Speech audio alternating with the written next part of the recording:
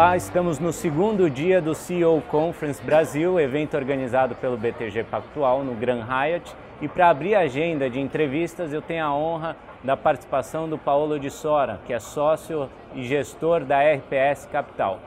Paolo, você podia começar contando o que você está achando do evento e o que você tem olhado sobre os mercados, e principalmente Bolsa, que é o que você faz a gestão na RPS? Bom, o evento está sendo espetacular, a gente está tendo a oportunidade de debater bastante o cenário macroeconômico do Brasil, o cenário político, e conversar com as empresas, como é que estão as perspectivas para 2018. Eu diria que, em linhas gerais, o cenário é bom para o Brasil em 2018.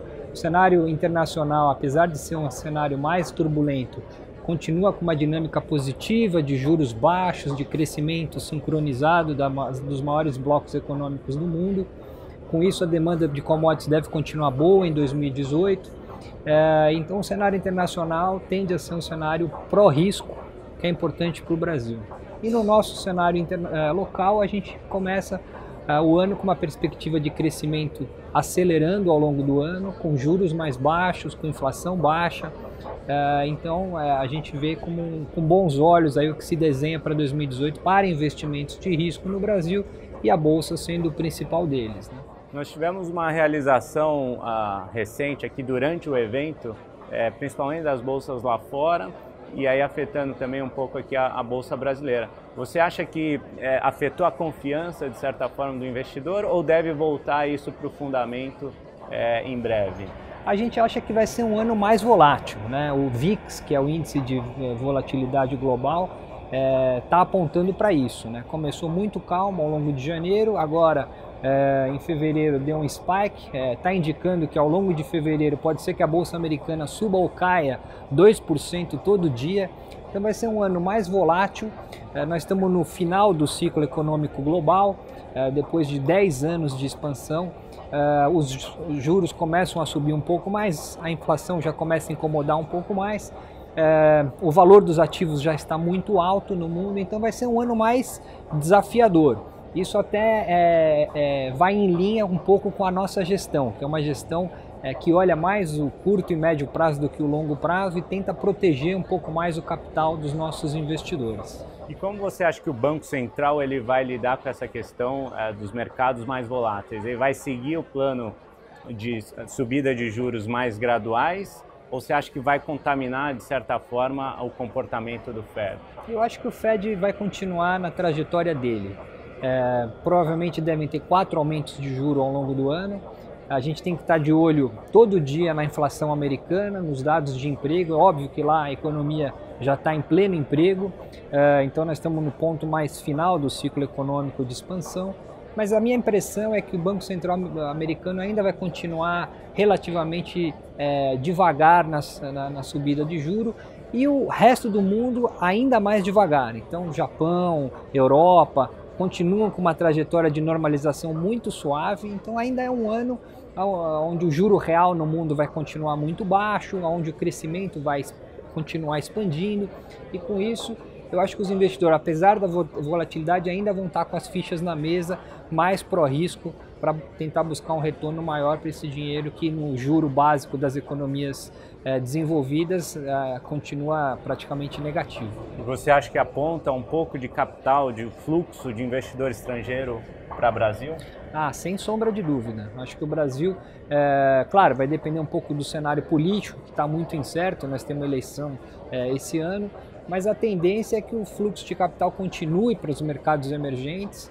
Existe até uma tese de descolamento dos mercados emergentes frente aos mercados desenvolvidos, porque os mercados emergentes passaram por um processo de desalavancagem muito grande nos últimos anos. Então os países estão mais sólidos do ponto de vista financeiro, com as balanças, com as contas correntes mais equilibradas, com um crescimento relativamente ainda num primeiro estágio versus o estágio mais avançado dos países desenvolvidos. Então existe uma tese bastante sólida do descolamento dos mercados emergentes eventualmente a um cenário mais adverso nos países desenvolvidos, e esse fluxo vem para mercados emergentes e acaba vindo para o Brasil também.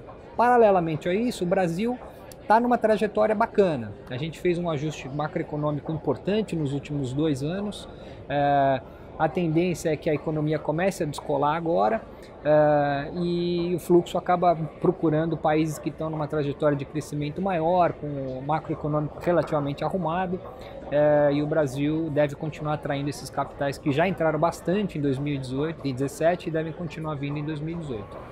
E quais seriam, na sua visão, os grandes riscos aqui para o Brasil? Tem o cenário eleitoral, como você comentou, você enxerga mais algum grande driver de risco? Eu acho que assim, do ponto de vista da economia, de curto prazo não. Nós estamos numa recuperação cíclica da nossa economia, depois de uma queda de PIB de quase 10% acumulada em 2 anos e meio. Então a gente tem uma recuperação cíclica mais ou menos contratada, o juro deve continuar baixo, porque a inflação nesse ambiente onde existe ainda bastante slack na economia, a inflação deve continuar baixa. Com isso, a gente tem essa recuperação cíclica da economia que deve continuar por pelo menos 2 ou 3 anos. A grande pergunta é a médio prazo, né? E essa pergunta a médio prazo vem, obviamente, ligada ao que vai acontecer no cenário político. Se a gente continuar com um cenário político, onde a gente tem a eleição de um presidente que tem uma visão mais centrista, centro-direita, que continue com a agenda de reformas, a gente pode aí sim falar, além da recuperação cíclica contratada, uma recuperação mais estrutural. Para isso a gente vai ter que fazer a reforma da Previdência, que é inevitável, colocar as contas públicas em ordem, que elas estão completamente desarrumadas, olhando para o médio prazo. E se isso for feito, se a gente seguir nessa agenda que foi iniciada nesse governo Temer, é muito provável que a gente possa estar falando num ciclo mais longo de prosperidade para o Brasil, além dessa recuperação cíclica que a gente está vendo de curto prazo. Tá certo. Agora entrando um pouquinho, Paulo, na gestão da RPS, e no seu histórico de mais de 25 anos fazendo gestão de ações. Você podia contar um pouquinho a sua trajetória? Então, são um dos dinossauros aí, a gente costuma dizer, no mercado de ações. A gente está fazendo gestão de ações aí por cerca de 25 anos. Eu fui, durante muito tempo, estrategista de ações dos principais bancos aí no Brasil. Depois eu passei um período fazendo gestão de ações para uma família, que é a família Safra. E aí em 2003 a gente começou a RPS, 2013 a gente começou a RPS e estamos fazendo 5 anos agora em março. É um orgulho que a gente começou esse projeto. Então a nossa trajetória é de bastante experiência e eu olho o mercado de ações com um prisma um pouco mais cético do que os investidores ditos fundamentalistas costumam olhar.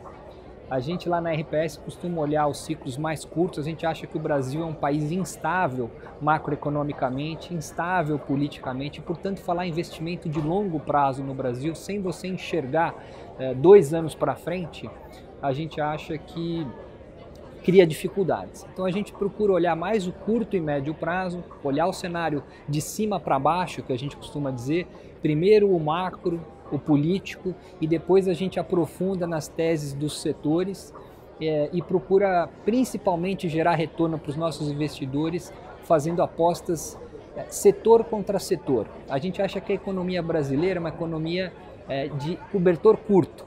Quando um setor vai bem, um outro setor vai mal para pagar essa conta. Então, o nosso desafio lá na RPS é, ao longo do tempo, conseguir fazer essas apostas setoriais, aprofundando muito os nossos estudos em estudos setoriais e fazer essas alocações setoriais. Dessa forma, vocês reduzem também a volatilidade do portfólio. O fundo tem uma opinião direcional a todo momento, só não é sempre comprado, não é um long only, nem um long bias. Nós temos um perfil mais de hedge fund, então quando a gente acha que as coisas estão indo bem do ponto de vista macro e político, como é o caso agora, a gente fica comprado no mercado. Em outros momentos mais difíceis, com mais desafio macroeconômico, mais desafio político, a gente costuma até ficar vendido no mercado. Então a RPS é uma gestora que dá oportunidade para você ganhar dinheiro com a bolsa subindo ou a bolsa caindo. Não tem direção definida, né? Não tem direção definida, mas tem uma opinião direcional, não é um fundo neutro, né? que nem outros. A gente costuma alocar 30% do nosso risco numa opinião direcional, só não é sempre comprado. E a gente acha que o Brasil não é para estar sempre comprado. E 70% do risco que a gente costuma correr são exatamente nessas apostas setoriais. O nosso desafio lá na RPS é mais ou menos o seguinte: iniciou um ciclo de commodities, como foi o caso de 2003. Vamos carregar os nossos riscos para empresas exportadoras de commodities e ficar short setores que não se beneficiam com isso. Um ciclo grande de commodities que aconteceu de 2003 até 2007, 2008.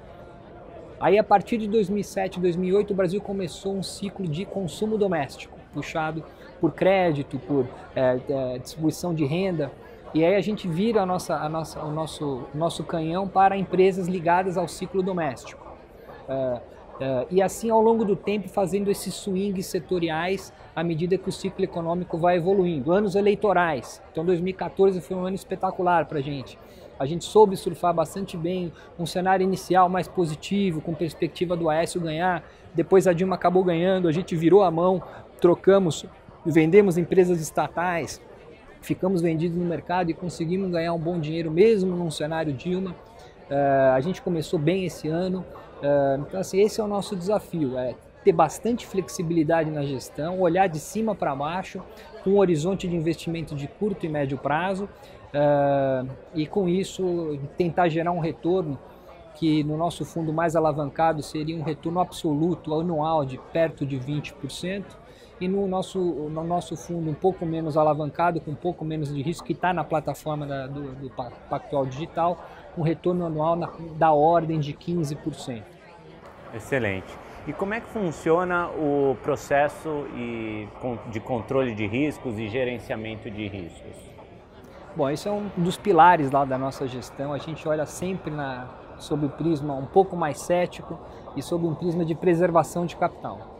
Então, a gestora não é uma gestora focada em estudos micros, não é uma gestora focada em investimento de small cap. Então, a gente privilegia muito liquidez na nossa carteira, exatamente para mudar de opinião rápido, dependendo de uma mudança rápida de cenário que acontece no Brasil. Está aí o ano passado, na gravação do Joesley, a mudança rápida de cenário que aconteceu no Brasil, depois virou de novo. Então, assim, a gente privilegia muito liquidez. Por quê? Porque a gente acha que o instrumento de controle de risco numa gestora que investe em equities que nem a gente é stop loss. Então, assim, mudou o cenário, bateu nossas perdas esperadas em cada um dos investimentos que a gente faz, a gente diminui as posições. E com isso a gente vai preservando o capital do investidor ao longo do tempo. Então, o desafio nosso lá é, quando as coisas vão contra a nossa opinião, a gente perder relativamente menos do que quando as coisas vão a favor das nossas opiniões. E como é que eu perco menos quando as coisas começam a ir contra a minha visão? É tirar o time de campo, respirar, voltar a olhar o cenário, interpretar onde eu errei, os meus analistas sócios olharem de novo as teses setoriais, e aí depois a gente volta a ter posição no mercado sem ter sem estar investido de forma agressiva. Então, assim, no final das contas, o mais importante para a gente é liquidez na carteira, usar o stop loss como principal instrumento de controle de risco, e não ter opinião forte sobre nada, né? Quer dizer, mudar a opinião relativamente rápido à medida que o cenário macro muda. O que a gente costuma dizer para os principais investidores que estão com a gente desses últimos 5 anos, que são as principais famílias do Brasil, é que exatamente isso: o nosso fundo tem uma correlação muito baixa com outros fundos, tanto multimercados, que a gente se compara, ou mesmo fundos mais específicos, long short ou equity hedges, que nem o nosso. Os nossos estudos lá mostram que você colocando a RPS dentro da sua carteira, você tende a melhorar muito o retorno esperado a médio prazo, diminuindo o risco.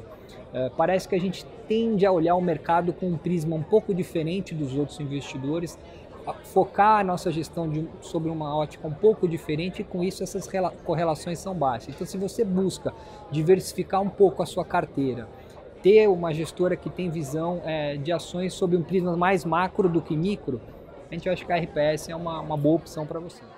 Excelente, Paulo. Eu agradeço a parceria. A RPS foi uma das primeiras gestoras a fazer parte da distribuição da plataforma do BTG Pactual Digital. Espero que você aproveite bastante o evento e espero vê-lo e os analistas da RPS todos os anos aqui no no CEO Conference. Ok, eu que agradeço aí a parceria incrível que a gente tem com o Pactual desde o início. E a plataforma digital é para a gente um novo caminho para acessar outros investidores dentro da nossa base de investidores.